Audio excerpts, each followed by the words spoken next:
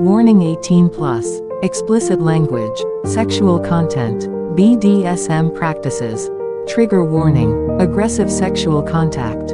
Chapter 1. Smooth, bass-heavy pop music pulsed through the room. The patrons drank, danced, and lounged on plush chairs under glittering lights. Gorgeous women adorned in diamonds and designer dresses flirted with rich businessmen in Italian suits. B-list celebrities flaunted their wealth, throwing away wads of cash on $2,000 bottles of champagne. Sho walked over to a table occupied by a young man and a man who looked old enough to be his grandfather. He cleared the empty glasses from the table. "Can I get you anything else?" "Another bourbon on the rocks," the man said, not bothering to look up at him. "And another of those fruity things for her." "Coming right up." Luckily for him, Sho remembered what cocktail that fruity thing was. Sho returned to the bar and relayed the drink order to the bartender. He plucked a soggy napkin from the bottom of his shoe. Just another night at the lounge. Part high-end bar, part nightclub, it was one of the city's most exclusive night spots. Or so he was told. When he wasn't working, Sho spent most of his nights at home or at the library, writing papers and combing through law textbooks. Sho delivered the drinks to the couple on a silver tray, then took another order. He went back and forth, serving drinks and wiping down tables until his feet ached and his muscles burned. Mercifully, by that time his shift was almost over. "Hey, Sho." Kyoko, his manager, beckoned him over to the bar. "What's up, Kyoko?" Sho leaned down on the bar, grateful for a moment to catch his breath. He'd spent the whole day in classes and had been on his feet all night. "Here." Kyoko handed him a large envelope. "It's your new contract. Does this mean I'm off probation?" Sho flicked through the pages. Everyone who worked at the lounge started on a probationary period due to the clientele's high standards. The patrons expected nothing short of the royal treatment, and they did not tolerate mistakes. Sho had never worked at a club before starting at the lounge, but he was a fast learner. "Yep. I recommended you for a permanent position weeks ago, but I've been waiting for the owner's approval. He likes to have the final say in everything." Sho found that surprising. The identity of the lounge's owner was a complete mystery. No one seemed to know who he was, and none of the staff had ever met him. As the manager, Kyoko was the exception, but all she would tell anyone was that the owner was an extremely private person. Sho signed the contract and handed it back to Kyoko. "Congratulations, you're one of us now." "Thanks." Sho breathed a sigh of relief. A little job security was a huge weight off his shoulders. "By the way, a few of us are going out for drinks after we close. Want to come?" "Thanks, but I have a paper to finish." It was one of his standard answers. A paper to finish, an exam to prepare for, some supplemental reading to do. "Come on, Sho. You're always here or at law school. Do you ever do anything fun?" "I go running sometimes." "That doesn't count. I have a social life." "Really?" Sho didn't mention that his social life mostly involved going to law school networking events. "Okay. But you're missing out. If you think the crowd at the lounge is wild, you should see us after a few drinks." "Maybe next time." Kyoko grinned. For a manager, she was extremely laid back. Kyoko was in her late 20s, and she treated her staff like friends. This included Sho, despite him constantly knocking back his invitations to come out for drinks. He hoped she didn't have an ulterior motive. It wouldn't be the first time a girl didn't realize that she was barking up the wrong tree. Kyoko pushed a tray toward him. It held a single glass of whiskey. "Can you take this to table 6? "Sure." Sho grabbed the tray and edged past the crowd. Table 6 was at the far corner of the room. As the crowd thinned in front of him, Sho's heart skipped a beat. It was him. He sat alone, upright in his chair as if it were a throne. He wore a taupe silk suit. His golden hair cascaded down his shoulders in loose, perfect waves, and his hazel eyes were framed by long lashes. The man was a regular at the lounge, coming in around once a week. He always came alone and sat at that table by himself, watching the crowd but never speaking to anyone. Unlike all the other regulars, none of the staff knew anything about him. Not his name, not his job, not how he made his riches. And he had to be rich to afford to come to a place like the lounge. All that Sho knew about him was that he always drank the same brand of top shelf whiskey. As Sho walked toward the man's table, he was cut off by a woman in an ivory silk dress. She'd had more than a few drinks. She leaned down toward the man and flashed him a pearl-white smile, then said something to him that Sho couldn't make out. The man gestured for the woman to lean down closer. He whispered something into her ear. Slowly, her face turned redder and redder.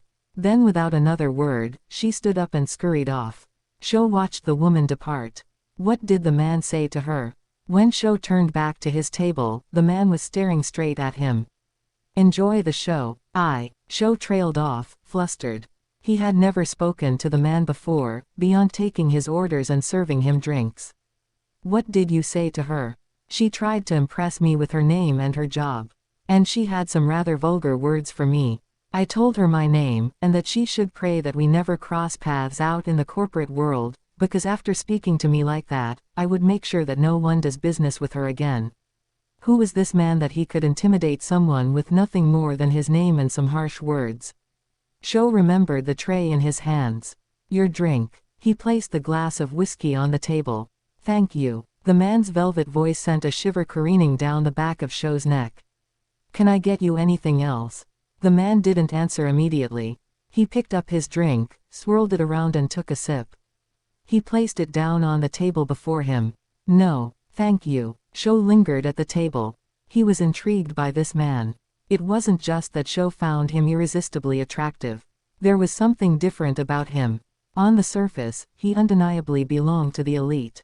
From his stylish clothing down to his short, manicured fingernails, everything about him pointed to someone accustomed to a life of luxury. But he made no effort to flaunt his wealth and showed none of the entitlement of the other customers. Is there something else? Sho paused. He felt compelled to ask the man something, anything. Why do you come here? The words tumbled out of Sho's mouth. It's just that, you're always by yourself, and you don't seem to want to talk to anyone. The man leaned back in his chair and studied Sho's face. You've been watching me. Sho's face grew hot. He tucked a stray lock of his hair behind his ear. I like to watch people too. That's why I come here. And to enjoy the fine selection of whiskey that the lounge has on offer. His eyes never leaving Sho's, he picked up his glass and took another long sip. Sho stood there, held captive by the man's gaze. His heart raced. There was something in his eyes that Sho couldn't quite decipher. Flirtation. An invitation. A command. A raucous shout from somewhere behind him broke Sho out of his trance. I should go. Let me know if you need anything else. The man nodded, his expression inscrutable. As Sho walked away, he swore that he could feel the man's eyes on his back. Sho pulled himself together and made his way back to the bar. He was probably imagining things. Sho doubted that the man even remembered him, considering how many servers worked at the lounge. Sho, can you take these to the VIP section? Kyoko handed Sho a tray holding 2 bottles of top-shelf champagne and half a dozen crystal flutes.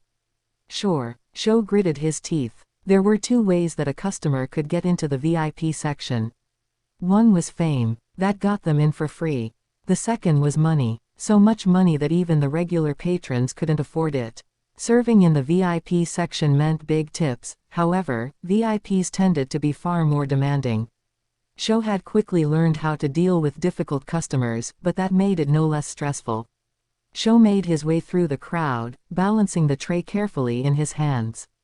The contents were worth more than his entire bank account. He couldn't help but feel nervous about toting a small fortune in fragile glass in a crowded room. He climbed the steps up to the VIP area. A group of men were seated around the table. As Sho approached them, one of them let out a drunken cheer. Great, frat bros in suits. As he reached the table, another man stood up and swiveled toward him. His arm hit the tray in Sho's hands and it fell to the floor with a loud crash, leaving Sho standing in a puddle of champagne and broken glass. He cursed under his breath. What the fuck? The hulking man leapt back. I'm sorry, sir, Sho said as politely as he could manage. He was the one who had knocked everything out of his hands. But he wasn't about to argue with him. He grabbed the dish towel from his apron and tried in vain to contain the spill. Look at my shoes. The man waved his foot in front of Sho's face. There was a tiny spot on his suede shoe. It could have been anything. Do you have any idea how much these cost? His face was bright red. Sho stood up. I'm sorry. Let me go get. He grabbed his arm and pulled it toward him. Sorry isn't good enough. Sho froze. His clammy hand felt like a vice around his arm. He could smell the cigarettes and alcohol on his breath. Before he could react, a voice rang out from behind the man. Take your hands off him. Now. The man released Sho. He looked over his shoulder. It was the man in the taupe suit from earlier. He had his hand on the man's shoulder and a look on his face that sent a chill down Sho's spine. Get out, the man's voice was cold and clear. And take your friends with you. The drunkard looked him up and down. Who the hell are you? I'm the owner of this establishment. Sho's eyes widened. He was the owner of the lounge. The drunkard scoffed and looked over at his friends. They averted their eyes and shifted in their seats. He looked back at the man. You own this place. That's right. Get out of my club. Now. The drunkard stared at him, his face set like stone. He stared back at him, eyes narrowed. The man held his stare. Finally, the drunken man looked away. Like I'd want to stay in a place like this anyway, he mumbled. He turned to his friends. Let's get out of here. He grabbed his jacket and walked off toward the door. The others filed out after him, looking sheepish and apologetic. The man watched them leave, a dark look on his face. As soon as they were out the door, he turned back to Sho. Come with me. Chapter 2. The man placed his hand on Sho's arm and guided him toward the back of the club. Sho's head was spinning. All this time, the man had never given any indication that he was anything but another customer. And Sho wasn't sure how to feel about being rescued. He wasn't some helpless damsel. Sho could have dealt with the customer himself, yet he couldn't deny how this man's hand on his arm sent. His pulse racing. The man led Sho into a dark corridor tucked away in the corner. As far as Sho knew, all that was down there was a fire exit. To his surprise, there was another door to the right of them that was barely visible in the dim light. The man opened the door. Sho followed him up a flight of stairs to another door. The man typed a code into a keypad and the lock on the door clicked open. Sho followed him into the room. It resembled a generously sized hotel room, with a large bed at one end and some seating arranged around a coffee table in the center. With minimalist decor and the clean, sharp angles of the furniture, the space both looked and felt immaculate. Sit. The man gestured toward a leather couch. Sho sat down. The man's tone made him wonder if he was in trouble. Is this about the broken bottles? It was an accident. I didn't bring you in here to reprimand you. The loss of a couple of bottles of champagne won't make the slightest dent in the club's profits. Oh, that didn't make Sho feel any less restless. Then why did you bring me back here? I want to make sure you're all right. I'm fine. I could have handled it myself. I'm sure you could have. Show me your arm. Sho held his arm out. The man took Sho's wrist and pulled it closer to the light. The brush of his fingertips against the inside of Sho's wrist made the hairs stand up on his skin. Does anything hurt? The man inspected Sho's arm. No, he didn't grab me very hard. He released Sho's wrist, apparently satisfied, his face clouded over. That ass. I'm going to make sure he and his friends never set foot in here again. The man clenched his fists. I should have had him arrested for manhandling you like that. It wasn't as bad as it looked. Sho wondered if the man had seen the entire incident, or just Sho standing in a pile of alcohol and glass with a large, angry man's hand around his arm. He knocked my tray out of my hands by accident and got mad. That's all. I'm used to dealing with difficult customers. Sho was supposed to be serving said customers right now. Had anyone cleaned up all that broken glass? He stood up. I should get back to work. You're not going anywhere until I'm sure you're okay, Shoyo. I'm fine. Indulge me then. It was clear that there was no point arguing with him. Sho sat back down. As he looked around the room, he spotted a few personal items. A silk robe hanging from a hook on the wall. A fluffy white towel on the back of the door to the bathroom. A bottle of whiskey and some glasses on the counter. It was the same whiskey that the man always ordered downstairs. The space didn't look lived in enough to be more than an occasional hideout, but it was clearly his. Sho's eyes wandered over to the bed. As he admired the black satin sheets, something caught his eye. Hanging from the bedpost was a black leather riding crop with a crimson handle. Heat rose up Shou's body. For a fleeting moment, an image of the man wielding the whip played in his mind. He tore his eyes away and pushed the thought out of his head. But he was suddenly hyper-aware that he was alone in the room of a domineering man who he felt an undeniable attraction toward. One who owned a whip. And that man was looking straight at Shou. Shou looked intently down at his hands. Had the man noticed him staring at what was on the bedpost? Shou peeked up at him. His face gave nothing away. The man stood up. "Let me get you a drink." Without waiting for a response, he walked over to the counter and poured 2 glasses of whiskey. "Here." Shou took the proffered glass and drank, wincing as it burned his throat.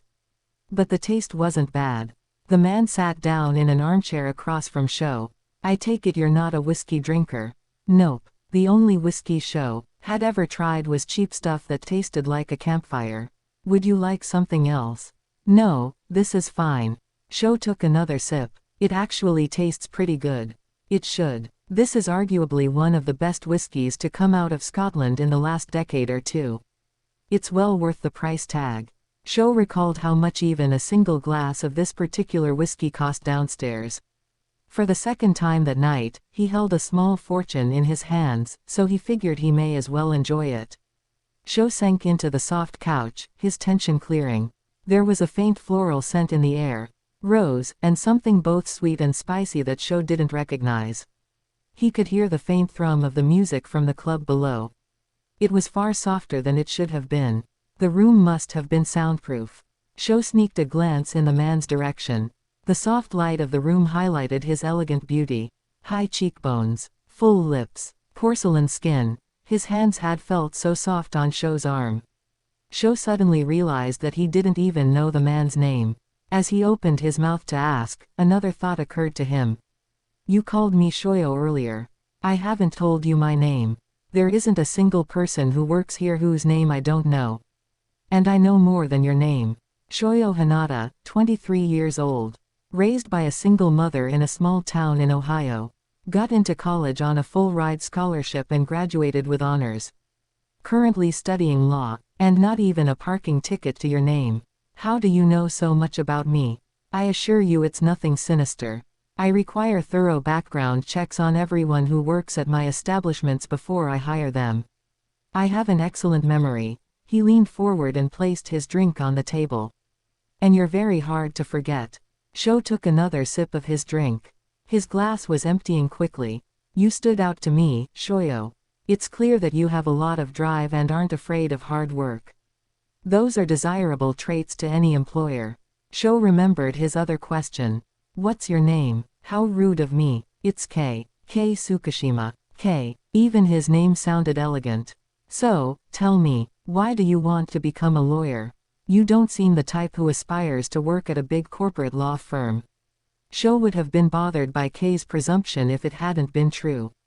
"I want to help those who really need it. For some people, legal services are a luxury they can't afford. Without it, they face poverty, homelessness, or even prison." Shou knew this well from his own childhood. He grew up in a world that was the complete opposite of the one that Kay and the patrons of the lounge inhabited. "I want to give people like that a chance at a better life." "How benevolent of you." It was hard to tell whether or not Kay was being patronizing. "But you're at one of the top law schools in the country. Simply doing pro bono work seems like wasted potential." "I want to do far more than that," Shou replied. "I want to make a difference on a bigger scale. I don't know how exactly yet. But I do know that change comes from the top. And that's why I have to get there." Kay smiled. "You're very passionate. You remind me of myself when I was younger. Big ambitions. Fighting your way up in a world where everything is stacked against you. I can tell you from experience that it isn't easy for any man. Not to mention a gay man. Which I'm sure you know already." Shou almost choked on his drink. "How do you know I'm gay?" He was the kind of man who flew under most people's gaydar. "Reading people is one of my talents. I'm an executive, and in the corporate world, it's a valuable skill. Learn someone's tells, and you know when they're lying, or stalling, or when you have them right where you want them. And once You know how to read people, you can learn all sorts of things about someone by simply watching them for 5 minutes. I've watched you in the club, Shoyo. I've watched you interact with people. It's obvious that you're not interested in women, but you are interested in men. Kei leaned forward, his eyes locked on Sho's. And I've seen the way you look at me. Sho's heart stopped in his chest. The heat of Kei's gaze made Sho's skin burn. He glanced away. His eyes landed on a clock on the wall. His shift had ended 10 minutes ago.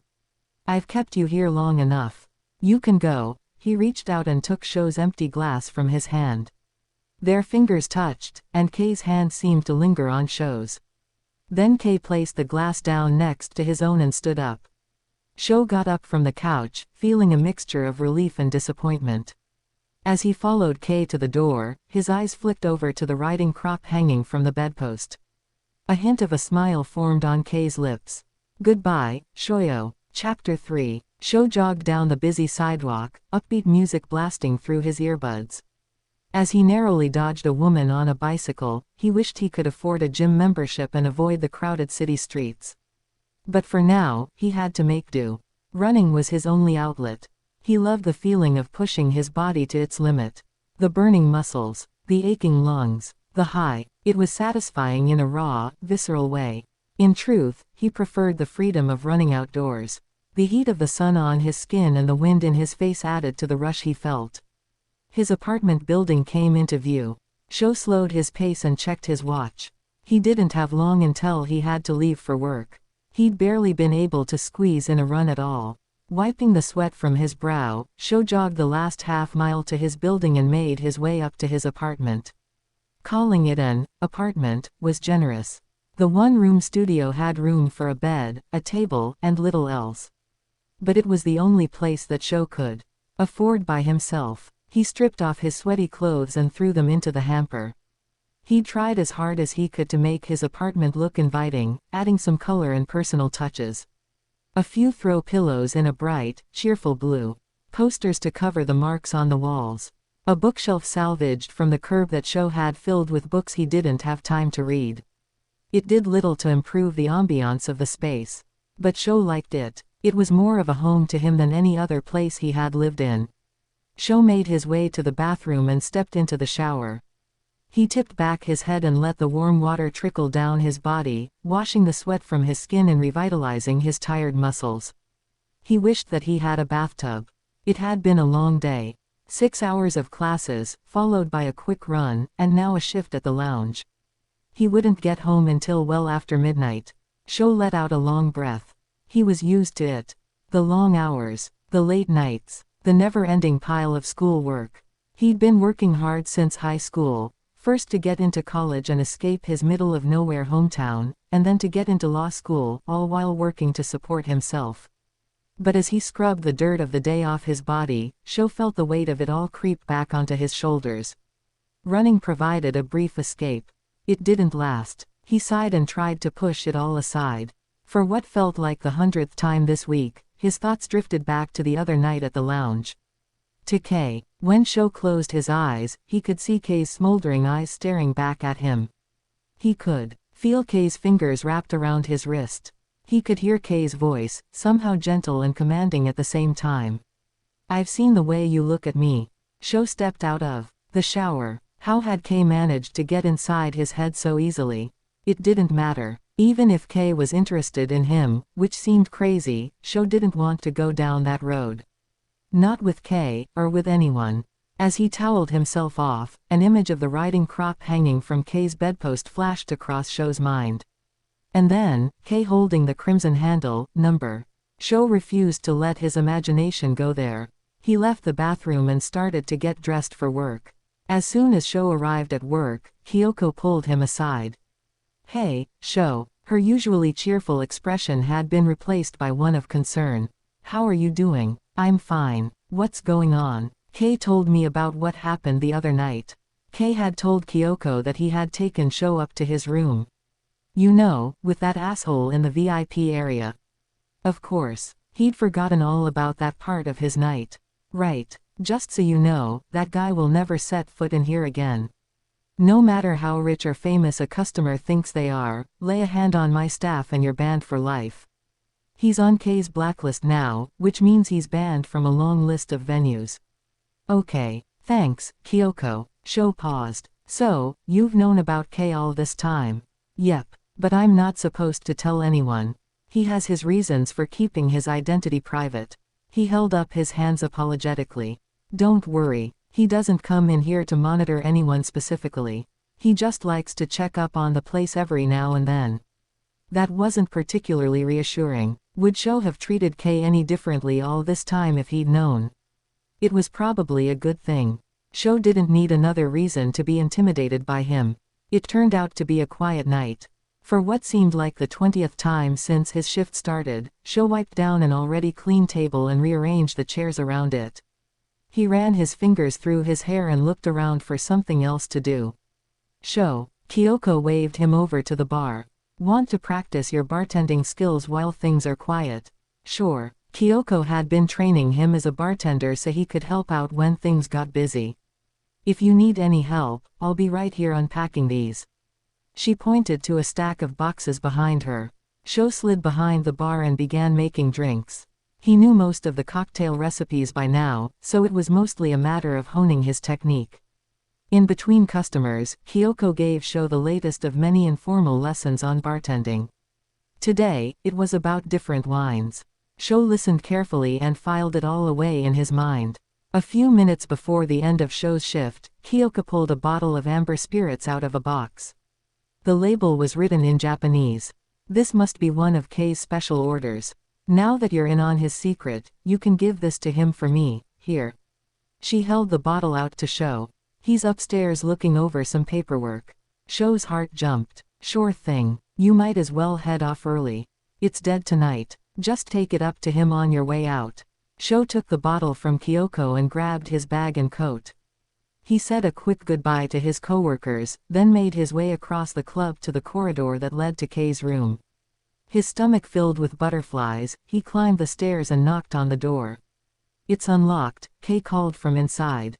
Sho entered the room. K was sitting at the table, his back toward Sho, looking down at some papers spread out before him. I need a minute, Kyoko. K turned his head. He seemed entirely unfazed to see Sho standing in his doorway. Hello, Shoyo. Usually, Sho didn't like it when people called him by his full name. But it didn't bother him when K did it.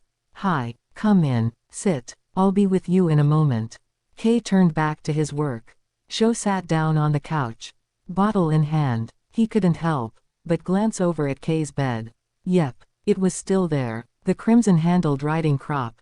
K's chair scraped across the floorboards. He gathered his papers and placed them to the side neatly, then walked over to Sho. What can I do for you? Here, Sho held the bottle out to him. Kyoko asked me to give you this. K took the bottle from Sho and held it up in front of his eyes. I've been waiting for this. Single malt Japanese whiskey, aged for 30 years, cask finished. Very difficult to find. To Sho's surprise, he knew what all of those terms meant. Kyoko's lessons had stuck with him. Sho got up to leave. Stay, drink this with me. K's eyes fell to the coat and bag slung over Sho's arm. Unless you have somewhere to be. Sho hesitated. He did have a lot of work to do. But he wanted to stay. One drink wouldn't hurt. No, I don't. He sat back down. K walked over to the counter. He took 2 glasses and poured the amber liquid into them, then brought them over to the couch and handed one to Sho. K took a seat in the chair across from Sho. He swirled the whiskey around in his glass and held it up to his nose. He took a sip. Not bad, K declared. Sho followed K's lead. He couldn't taste any difference between this whiskey and the one he'd tried the other night. So, K placed his glass down on the table carefully. Last time you were in here, I ambushed you with questions. Now that I know so much about you, it's only fair that I give you a chance to get to know me. Is there anything you'd like to ask me? Sho's mind went blank. There was so much he wanted to know about K that he didn't know where to start. So you're really the mystery owner of the lounge? It was the only thing he could think of. I've heard that I'm quite the mystery to you all. Yes, I own the lounge. It's one of quite a few bars and clubs that I own. I moved on to bigger things long ago. But I have a soft spot for this place. It was my first investment. He leaned back in his chair. You seem surprised. A little. Everyone thinks you're some rich old man. I assure you I'm only 34. However, I haven't done anything to discourage those rumors. I may have even dropped a few hints to throw people off my trail. But why the secrecy? A few reasons. I run my own investment firm now. Most of the firm's clients are extremely conservative. And some of the clubs and venues that I own privately could be considered unsavory to some. Not all of them are as respectable as the lounge. So I don't want them associated with my name and my firm. What kind of place was less respectable than the lounge? It wasn't uncommon for Sho to find little white powder smudges on the restroom countertops. And quite simply, I'm a very private person. I don't want anyone digging through my life. There are certain things about me that would scandalize people if they knew. Is there anything else you want to know? What's this room for? Is it yours? Yes. It was empty when I acquired the premises. I later decided to repurpose it to be something of a second apartment. For when I have company. I don't like to take men back to my home, so I bring them here instead, Kei said casually. He seemed determined to get under Sho's skin. And it was sure working. That can't be all you want to ask me, Shoyo. Sho kept his mouth shut. He had a lot of questions on his mind. But there was no way he was going to ask them. All right then, I have a question for you. Kei leaned back and crossed his legs, his eyes fixed on Sho's. Both of the times you've been in here, you haven't been able to stop staring at my riding crop. Sho's face flushed. He'd hoped Kei hadn't noticed. Does it make you uncomfortable? No, Sho said softly. Does it scare you? No. Kei examined Sho's face silently. Could it be that you're curious? Sho's heart sped up. Maybe a little. He couldn't help himself. There was something about Kei that made Sho feel compelled to answer him truthfully. Would you like to take a closer look? Kei asked, his voice a low purr. Without waiting for a response, Kei walked over to the bed and picked up the riding crop. He sat down on the coffee table in front of Sho and held the whip up before his chest. It's a lovely piece of workmanship. Custom made. Leather. Narrow tip. The thinner the tip, the greater the bite. With a flick of his wrist, Kei slapped it against his palm. A soft gasp escaped Sho's lips. The sound of the impact surprised him. And it set off a spark somewhere deep inside of him. Kei's lips curved up almost imperceptibly. Here, he held the whip out toward Sho, balancing it on his palms. Hold it. Sho turned the riding crop over in his hands. He traced the weave of the handle with his fingertips, then ran them up to the supple leather tip. What do you think? It's beautiful. Sho couldn't help but wonder what it would feel like against his skin, somewhere fleshy and tender. Have you ever used one? Kei asked. Or had one used on you? No, Sho murmured. Have you ever wanted to? Sho hesitated. I've thought about it. Once or twice. Kei reached out and took the crop from Sho's hands. And when you think about it, do you see yourself as the one holding the whip? Or at the other end? I don't know. The crop didn't feel at home in Sho's hands. But there was a niggling feeling at the back of his mind that prevented him from admitting the truth. Another way of looking at it is this. Which do you prefer, being in control, or giving it to someone else? He began to tap the whip against his palm. Being in control means having all the power. But it also means responsibility. Giving up control means you get to let go completely. But it requires you to place yourself in someone else's hands. To trust them. It can be terrifying. He stilled the crop in his hands. And it can be exhilarating. Sho didn't respond. The sound of his own breath seemed deafening in the silence. I've said before that I'm good at reading people. And I think I know the role you'd like to play. I know your type, Shoyo. Ambitious. Driven. Always striving for perfection. Never allowing the slightest lapse in self-control. It must be exhausting. Kei ran his fingers along the shaft of the crop. Don't you ever want to just let go of all your problems and let someone else take the reins?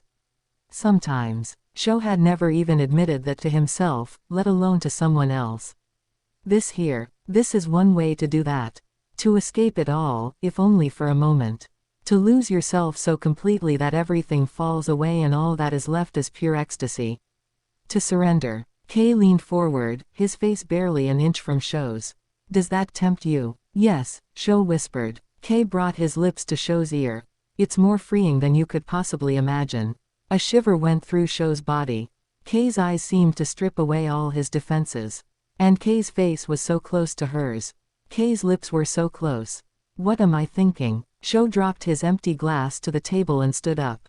I should go. Within seconds, he was out the door. Chapter 4. Sho sat in the lecture hall, waiting for his professor to arrive. Class didn't start for another 5 minutes. Leaning back in his chair, he closed his eyes and tried to clear his head of all the thoughts swirling around inside it. Inevitably, his mind went back to the same thing, Kei. Since that night in Kei's room, Kei had come into the lounge a few times while Sho was working. Sho didn't go out of his way to speak to Kei. But somehow their paths kept crossing. And with every word that Kei spoke to him, with every glance they exchanged, the pull of Sho's desire grew stronger. Kei was all that Sho could think about. Kei's voice, like velvet, in Sho's ear. His eyes, that seemed to see into the depths of Sho's being, while revealing nothing of what lay behind Kei's own. And Kei's words. Surrender. It wasn't hard to figure out what he meant. His dominant personality, the riding crop, his talk of giving up control. It all pointed to one thing. Looks like you could use this. Sho opened his eyes. His friend Yachi stood beside him, holding a coffee in each hand. She handed one to Sho and sat down. Finish all the readings. Yep. Sho had stayed up till 3 a.m. to get them done. How are you always so on top of everything? I barely got halfway through them before I fell asleep. Yachi groaned. If I'm on call, I'm going to look like an idiot. Cold calling. Those 2 words filled every first-year law student with dread. During class, their professors would call upon a student and ask them probing questions about the cases being discussed. Preparation was essential. Professor Carr liked to assign a few random students to be on call at the start of each lecture, so no one knew if they would be on call until class started. Because law school wasn't stressful enough already. Here, Sho passed his notes to Yachi. I've already memorized everything. Thanks, Sho. What would I do without you? As Yachi flipped through the notes, Sho closed his eyes again. His mind picked up where it left off. He couldn't deny how the idea of submitting to another man made him hot all over. These desires weren't new. No, they had always been there. But Sho had never allowed himself to even consider letting them play out. They went against everything he believed about himself. So he'd buried them deep inside his where they remained a half-forgotten fantasy. Until Kei had reawakened them. Sho, hello. Yachi waved his hand in front of Sho's face. Huh, I said, do you want to come over and study tonight? You know, for the quiz tomorrow. Right. Sorry, I can't. I have work. What's the matter with you? Yachi asked. You've been spacing out all day. Something on your mind? No, I'm fine, Sho replied. Yachi narrowed his eyes and studied Sho's face. Or could it be someone? A smile broke out on his face. I knew it. Sho sighed. Yachi knew him too well. They'd been friends since freshman year of college when they ended up in most of the same pre-law classes together. Yachi wanted to become a criminal defense attorney. But for now, she had to settle for interrogating her friends. Come on, spill, I want every detail. There's nothing to tell, it's just a stupid crush. Nothing's happened. Do you mean, nothing's happened yet? No, nothing is ever going to happen. Why not? Because I don't have the time or energy for a relationship of any kind.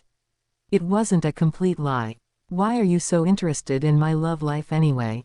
Yachi sighed. Because mine is non-existent. What happened to Brandon? You mean Brendan? Yeah, him. Sho found it hard to keep up with Yachi's ever-changing list of boyfriends. I thought things were going well between you two. Yachi shrugged. We broke up. He was kind of boring. Sho shook his head. A week ago, Yachi had been sure that Brendan was the one. Professor Carr strode into the room. Okay everyone, settle down. The class fell silent. Even though Professor Carr was 5'2" and old enough to be Sho's grandmother, he commanded the respect of everyone around her. She was Sho's favorite professor. She had a long and impressive career behind him, fighting civil rights violations, taking on corporate giants, representing thousands in large-scale class action suits. Now she spent his days running a nationwide legal nonprofit organization. She was everything that Sho aspired to be. Before we get started, I have a small announcement to make, Professor Carr said. By now, you should all be thinking about summer internships. Murmurs went through the class. Summer internships were the first opportunity that Sho and his peers would have to get hands-on law experience, and finding an interesting internship as a first year was almost impossible. Professor Carr continued, I've decided to take on a first-year student as an intern this summer. You'll be working for me personally at the Legal Services Project. For those of you who haven't heard of it, the LSP is a nonprofit that provides free legal help. It connects lawyers who are willing to do pro bono work with the clients who need it the most. And it provides individual lawyers and law firms with incentives for providing legal aid. We're making waves in the legal world. And I'm giving one of you the opportunity to be a part of it. Sho's ears pricked up. He had to have that internship. An opportunity to work under Professor Carr was too good to pass up. Not to mention that a number of influential people, lawyers and otherwise, were involved in the project. The connections a law student would make working there would be invaluable. So would the experience. But Sho's interest in the LSP was far more personal. Projects like this were the reason he decided to go to law school. When he was young, his father walked out on Sho and his mother, leaving them destitute. Sho's mother spiraled into debt, depression, and alcoholism, leaving the two of them always on the verge of homelessness. It was a rough time for both of them. It was only through legal aid services that Sho's mother was able to pursue his ex-husband for child support and get her debt under control. The lawyer assigned to his mother was a kindly old man who did far more than his job required to help them get their lives back on track. Sho would never forget how much of a difference the woman had made in his life. He wanted to do the same for others someday. I know that a lot of you will be interested, Professor Carr said. So I'm going to make my choice based on merit. And I don't mean whoever gets the highest grades. Out in the real world, it doesn't matter what grade you got on your final. To make it as a lawyer, you need to be willing to put in the hard work. You need to have a deep understanding of the law. You need to be able to use that knowledge as a weapon. So if you want this internship, show me that you have what it takes. Come to class prepared. Pay attention to my lectures. Prove that your understanding of the law goes beyond what's written in your textbooks. Impress me, and the internship is yours. The class broke out into loud whispers. Sho wasn't the only one excited about the internship. He would have some tough competition. Settle down, everyone. Let's get started. As the conversation faded, Professor Carr put on her glasses and picked up a sheet of paper. The students on call today are, the class collectively held its breath as Professor Carr rattled off a list of names, and Shoyo Hinata. Sho downed the rest of his coffee in one gulp. He was prepared. He had this. Sho made it through the hour without any problems. Not everyone was that lucky. One of his classmates had slowly broken down over the course of the lecture. She was almost in tears by the end of the class. Most law students, especially those at his prestigious school, were highly competitive. Many of them didn't handle failure well. That internship, you're going to go for it, right? Of course. Sho gathered his things, and they joined the stream of students heading out of the lecture hall. How about you? No way. I'm not crazy enough to want to compete with you and all the others who want it. Besides, I already have an internship in mind. I'll be spending my summer at the district attorney's office. Shoyo, Professor Carr called out. A moment, please. Sho told Yachi he'd catch up with her later and walked over to the professor's desk. You did well today, Professor Carr said. Handled my questions like a pro. It was an interesting case. I did lots of research. I expected nothing less. So, about the LSP internship. Are you interested? Definitely. Working at a place like that would be a dream come true. I'm not going to lie. I'm rooting for you, Sho. The others, they only want the internship because it will look good on their resumes. But I know that you care about this kind of project. I was the one who reviewed your law school application. And your personal statement showed that you're doing this for all the right reasons. Sho shifted from one foot to the other. His personal statement had touched upon his experience with that lawyer who had helped his mother, and how it had affected his life. Of course, he didn't mention the parts of his childhood that had really shaped him. Those weren't the kind of things he could put in a law school entry essay. But his essay had revealed more of himself than he usually gave to people, even those closest to him. "You're a talented student, Shoyo. I want to see you succeed." Professor Carr crossed her arms. "But I'm not going to hand you that internship. It wouldn't be fair to anyone, you included. Earn it. Don't disappoint me." Sho nodded. "I'll let you go now." "Thanks, Professor Carr." As Sho left the lecture hall, he knew it was time to put Kei out of his mind. There was no time for games, not now. He had to stay focused. "Coming to drinks tonight, Sho?" Sho gave her an apologetic smile. "Sorry, Kyoko, I have a quiz tomorrow. I'll be up all night studying. You're off the hook this time. But one of these days, I'll get through to you." Kyoko wandered off back to the bar. Sho shook his head. It was an hour into his shift and the night was beginning to ramp up. There would be no chatting behind the bar tonight.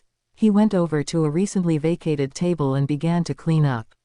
As Sho placed a half-finished bottle of very expensive wine on his tray, something caught his eye. Someone. Kei. The crowd seemed to part before him as he walked through it with long, purposeful strides and a regal air. He looked more stunning than ever. He wore a blue damask suit. With his hair loose around his shoulders, his pearlescent skin seemed to shimmer under the sparkling lights. Kei strode closer. He wasn't heading for his usual seat. He was heading for the corridor that led to his room upstairs. And it was right behind Sho. Sho stood frozen in place, unable to tear his eyes off the man who had taken over his thoughts since that night. As Kei passed Sho, he said nothing, but simply shot Sho a look. The same look he had given Sho in his room that night. The look that made Sho want to come apart. Kei slipped around the corner. Sho inched toward the corridor, as if drawn by a magnet, and peered around the corner. The door at the bottom of the stairs was ajar, a thin beam of light shining through the tiny crack. Sho crept closer, pulled the door open, and looked up the stairs. Before Sho knew what he was doing, he followed Kei up to his room and knocked on the door. Chapter 5. "Come in," Kei called from inside the room. Sho opened the door. In the dim light, he could make out Kei's figure reclining in an armchair. Something long and thin lay across his lap. The riding crop. Sho had stumbled right into Kei's trap. Kei stood up, whip in hand, and walked toward Sho. He reached around Sho's body and closed the door. It clicked shut, locking them in. The music from downstairs faded to a soft hum. "Why did you follow me in here, Shoyo?" "I want to know," Sho said, his voice barely a whisper. "I want to know what you meant about giving up control." "Surrender." Kei pressed the tip of the crop into the base of Sho's neck and drew it down the center of his chest. "You know exactly what I mean." Sho's lips parted slightly. Kei was so close that he could feel the heat radiating from Kei's skin and Kei's breath on his neck. "We both know what you want. We both know what you're longing for. I can give it to you." Kei took Sho's chin in his hands and tilted Sho's face up toward his. "All you have to do is let go." Sho's heart pounded. He stared back at Kei, his mind swimming in conflict and doubt. Then he closed his eyes and let his body take over. At once, Kei's lips were on his, a soft, light kiss that lingered even after they parted. Sho exhaled slowly. He didn't know who had kissed the other first. All he knew was that it had charged the room with an energy that desperately needed to be dispelled. Kei dropped the riding crop to the floor with a clatter. He grabbed Sho's wrists, pinning them above his head, and kissed him again. This time the kiss was deep, hungry, insistent. Sho responded in kind. Kei pressed his body against Sho's, trapping Sho against the wall with his hips. "I can tell how much you want me." Kei pushed his thigh firmly between Sho's legs, stoking the fire deep inside him. "I've wanted you since the first night I saw you in my club. And I always get what I want." His words sent a ripple of heat through Sho's body. Kei released Sho's wrists and began to tear at his clothes. He ripped Sho's blouse from the waistband of his pants and up over his head. He swept his hands up Sho's chest, teasing his pebbled nipples with his fingertips. Everything was happening so fast. One moment, Kei's hands were grasping at Sho's chest. The next, they were down at the hem of his pants, unclasping the button and sliding down the zipper. Then K's hand was down Shou's pants. A silent moan formed in Shou's mouth. K trailed his lips down Shou's neck, all the way to his chest, and took Shou's nipple into his mouth, sucking, licking, and flicking. Shou gasped and writhed against the wall. K's skin, K's mouth, K's sweet, floral scent. Every part of him was intoxicating. K slipped his hand inside Shou's boxers and ran a finger up and down his shaft. Shou's head rolled back, and he grabbed the wall behind him to steady himself as darts of pleasure shot through him. K's fingers and lips seemed to zero in on places where Shou had never been touched before. K slid his fingers further down and drew slow, teasing circles. "Do you want me? Do you want me to help you release?" "Yes," Shou said between breaths. "I want to hear you say it. I want to hear you beg. Please, K, I want you so badly." Shou meant every word he said. "Please." Satisfied, K stroked him faster. Shou let out a strangled sigh. His thumb worked its way to Shou's stiff tip, rubbing against it with every stroke. Wedged between K's body and the wall, Shou could do little more than cling to the other man. It didn't take long before Shou felt control slipping away. "Come for me. I want to hear you scream."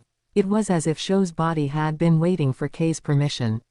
He came hard and fast, a wordless cry on his lips.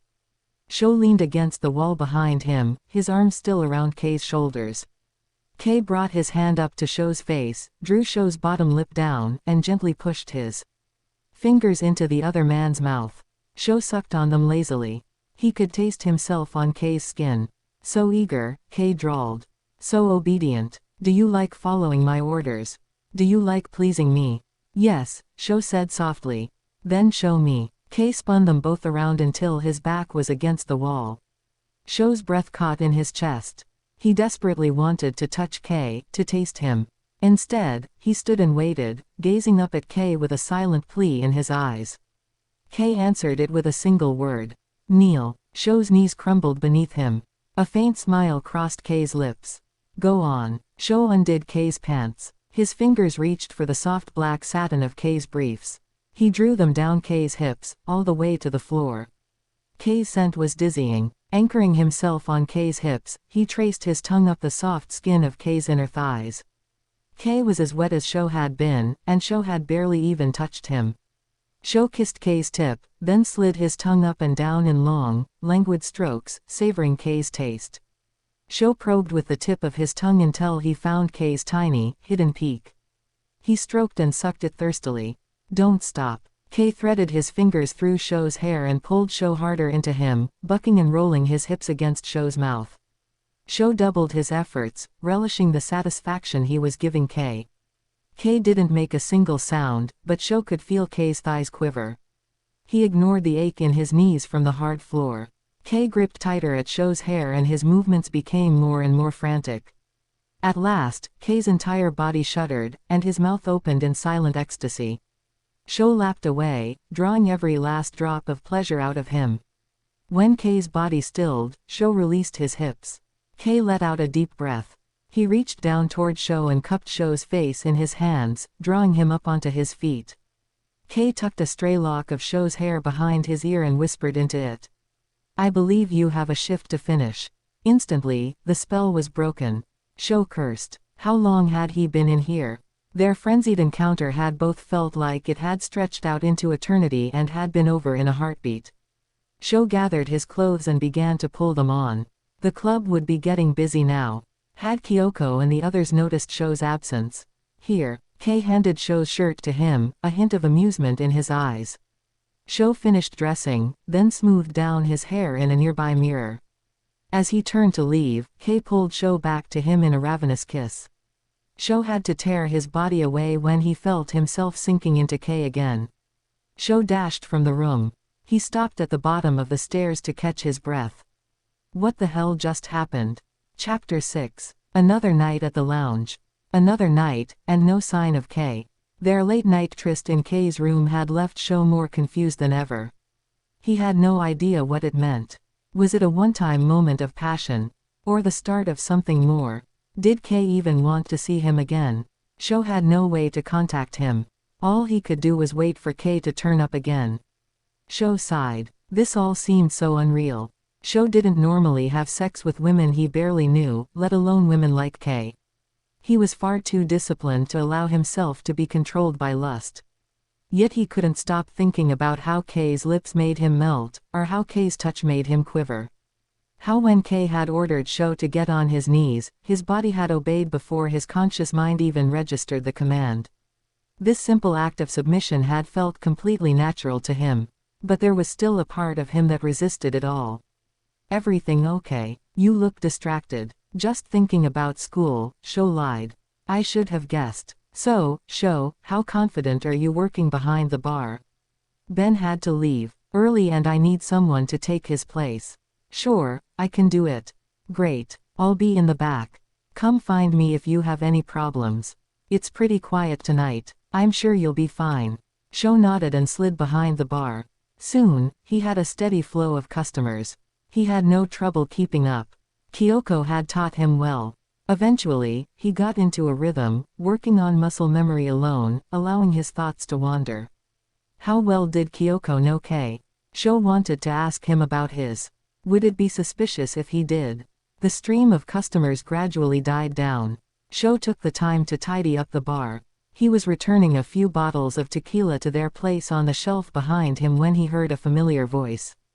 Hello, Shoyo. Sho turned. Kei. Kei stood before him in a deep red suit. A thin gold necklace with a sapphire pendant hung around his neck. Sho's eyes fell to Kei's lips. Sho couldn't help but recall how those lips had felt on his lips. And on his nipples. And for a brief moment, he imagined how they would feel on certain other parts of his body. Make me a drink, your choice. Sure. Sho chose one of the club's signature cocktails, a variation of a whiskey sour. He could practically make it with his eyes closed now. He placed it before Kei on the bar. Kei sampled the drink. Not bad. Sho couldn't contain himself any longer. I've been waiting for you to come back. Have you? Kei leaned down on the bar. Why? Because the other night was incredible. Because falling to my knees before you made me feel freer than I've felt in years. Because it made me realize that there's this whole side of me that craves this. Sho trailed off, suddenly self-conscious. What exactly is it that you crave, Shoyo? I want to hear it from you. Sho looked straight into Kei's eyes. Submission. Kei beckoned Sho closer. If you let me, I can show you what it really means to submit. I can make your darkest desires reality. I can grant you your wildest fantasies. Do you want that? He slid his hand up Sho's arm. Yes. Kei's touch sent a shiver along Sho's skin. More than anything. The door to the back room swung open and Kyoko emerged. Sho snapped back upright. Kei seemed unfazed. Kei. Kyoko's voice was subdued. Do you have a minute? Kei nodded. He took another sip of his drink and pushed it toward Sho. Hold on to this for me. Our conversation isn't over. Kyoko looked from Kei to Sho and back again. Sho busied himself behind the bar, hoping that his expression hadn't given anything away. Kei and Kyoko walked off to the side. Sho focused his attention on cleaning up the bar. But his curiosity won out. Kei and Kyoko were too far away for Sho to hear them.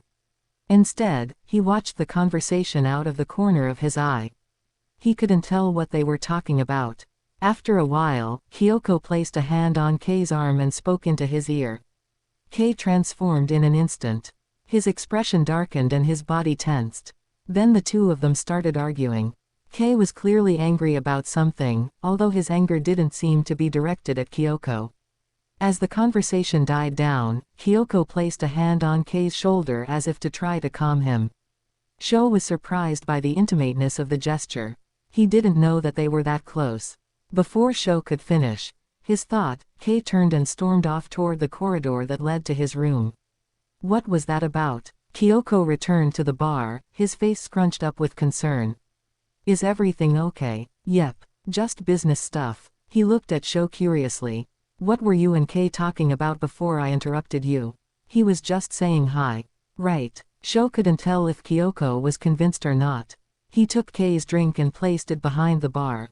As the night went on, the drink sat there, the ice slowly melting. By the time Sho's shift ended, Kei hadn't emerged from his room. Sho wasn't bothered by the fact that Kei hadn't returned to finish their conversation. It was clear that Kei had more important things on his mind. Sho made his way home. As he walked through his apartment door, his phone buzzed. It was a text message from an unknown number. As soon as Sho read the message, he knew who it was from. It contained no greeting, no explanation. Just a single sentence. "I'll be in touch." Sho sat at his table, his laptop open in front of his, half a dozen textbooks stacked up beside it. His eyes glazed over as he scanned the screen. He took off his headphones in defeat. He should have gone to the library instead of staying in. It was hard to get anything done in his tiny apartment. He would take a small break and then get back to it. Sho had to work much harder than his classmates to stay on top of everything. Most of them didn't have to work while they were at law school. They were trust fund kids, or at the very least had parents who helped support them. But Sho didn't have that luxury. And for Sho, simply doing well enough to pass wasn't an option. If he wanted a good job when he graduated, he had to maintain a competitive GPA. He had to remain disciplined. It was what got him this far, and it was the only way he knew how to be. Ever since Sho was a kid, he'd had no one else in his life to provide him with structure and direction. His father had left when Sho was young, and his alcoholic mother had never been a reliable parent. She resented Sho for being a constant reminder of the man who had broken her heart and left her with nothing.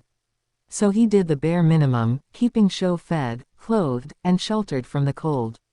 But otherwise, Sho was on his own. So Sho took control of his life, to the point where it became an obsession.